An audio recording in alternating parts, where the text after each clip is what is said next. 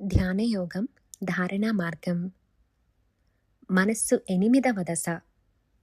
మనస్సులో కలిగిన ఆలోచనకు విచారణ కొంతవరకు పూర్తి అయిన తరువాత సందేహాలతో కూడిన ఆందోళన మొదలవుతుంది. చంద్రునికి 8వ రోజు అష్టమి తిథి. శివుని అనుగ్రహంతో శశిని కల వస్తుంది.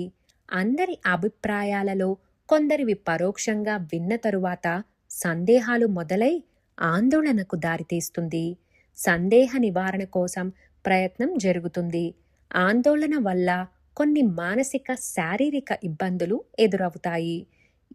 ఒకవైపు ఆలోచన వల్ల కలిగిన సందేహాలు, మరొక వైపు ఆటంకాలు, రెండింటితో సతమతమై కొంత విశ్రాంతిని కోరుకుంటారు. అందరికీ లోపల జరిగే విషయాలు చెప్పరాదు.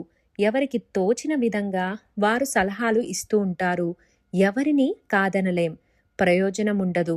సందేహం తొలగదు. చూసేవారికి జాలి వేస్తుంది. కొందరు సానుభూతిని వ్యక్తం చేస్తుంటారు.